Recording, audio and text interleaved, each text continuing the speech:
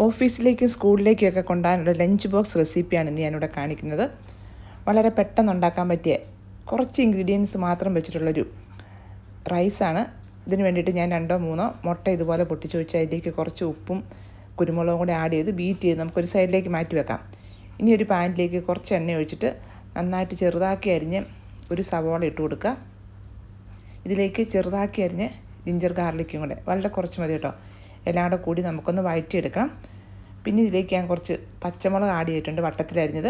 നിങ്ങളുടെ എരിവിൻ്റെ അനുസരിച്ച് ചേർത്ത് കൊടുക്കുക. പിന്നെ ഒരു 2 കരിവേപ്പില, ഇതെല്ലാം കൂടെ കൂടി നമുക്കിതൊന്ന് നന്നായിട്ടൊന്ന് വഴറ്റിയെടുക്കാം.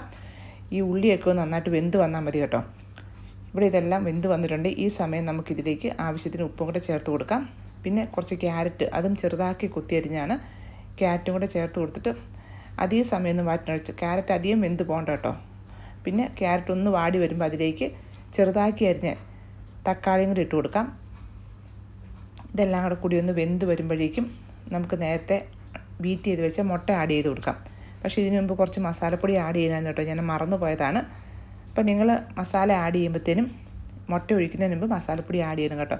ഇവിടെ ഞാൻ മറന്നു പോയതുകൊണ്ട് കുറച്ച് കഴിഞ്ഞാണ് ഇട്ടത്. അപ്പോൾ ഇതിലേക്ക് ഞാൻ 2 ടേബിൾ സ്പൂൺ മീറ്റ് മസാലയുടെ പൊടിയും കുറച്ച് മഞ്ഞൾപ്പൊടിയും കൂടെ ചേർത്ത് കൊടുത്തു. ഗരം മസാല നിങ്ങൾക്ക് വേണമെങ്കിൽ ഒരു നുള്ളു ഗരം മസാല ചേർക്കാം കേട്ടോ. ഞാൻ എന്തായാലും ഇവിടെ ഗരം മസാല ചേർത്തിട്ടില്ല. ഈ പൊടിയെല്ലാം ജസ്റ്റ് ഒന്ന് മൂപ്പിച്ചെടുത്ത ശേഷം ഈ മുട്ടയായിട്ടൊന്ന് ഇളക്കിയെടുക്കുക. മുട്ട അങ്ങോട്ട് ഓവർ കുക്ക്ഡായി പോകണ്ട കേട്ടോ, നല്ല സോഫ്റ്റായിട്ട് ഇരുന്നാൽ മതി. ഇതെല്ലാം കൂടെ കൂടി നമുക്ക് നന്നായിട്ടൊന്ന് മിക്സ് ചെയ്തെടുക്കാം. ഇനി ഇതിലേക്ക് നമ്മൾ നേരത്തെ വേവിച്ച് വെച്ചിരിക്കുന്ന നമ്മുടെ സാധാരണ റൈസാണ് കേട്ടോ, കുത്തരിയാണ് ഞാൻ ആഡ് ചെയ്ത് കൊടുത്തിരിക്കുന്നത്. ഇനി നിങ്ങൾക്ക് ബസ്മതി റൈസ് വേണമെങ്കിൽ അതും ആഡ് ചെയ്യാം കേട്ടോ. ഇത് സാധാരണ നമ്മുടെ വീട്ടിലുള്ള ചോറ് വെച്ചിട്ട്, ഇപ്പം നേരത്തെ വേവിച്ച് തലേദിവസം വേവിച്ച് വെച്ച ചോറ് മിച്ചം ഉണ്ടെങ്കിൽ ഇതുപോലെ ഉണ്ടാക്കാം കേട്ടോ. അതെല്ലാം കൂടെ കൂടി നന്നായിട്ട് ഒന്ന് മിക്സ് ചെയ്തെടുക്കുക. പിന്നെ ഇതിലേക്ക് കുറച്ച് കുരുമുളകിൻ്റെ പൊടിയും കൂടെ ചേർത്ത് കൊടുക്കണം. ഞാനിവിടെ ഉപ്പും കൂടെ ആഡ് ചെയ്യുന്നുണ്ട്, കാരണം ചോറ് വേവിക്കുമ്പോൾ ഞാൻ ഉപ്പിടാറില്ല.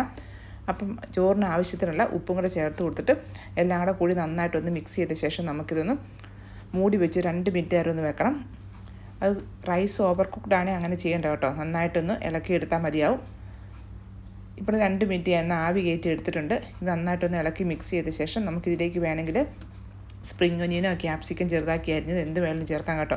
പിന്നെ വെജിറ്റബിൾ ചേർക്കുന്ന സ്ഥലത്ത് നിങ്ങൾക്ക് ഈ ക്യാരറ്റിൻ്റെ സ്ഥാനത്ത് എന്തെങ്കിലും ഇഷ്ടമുള്ള വെജിറ്റബിളൊക്കെ ചേർക്കാവുന്നതാണ്.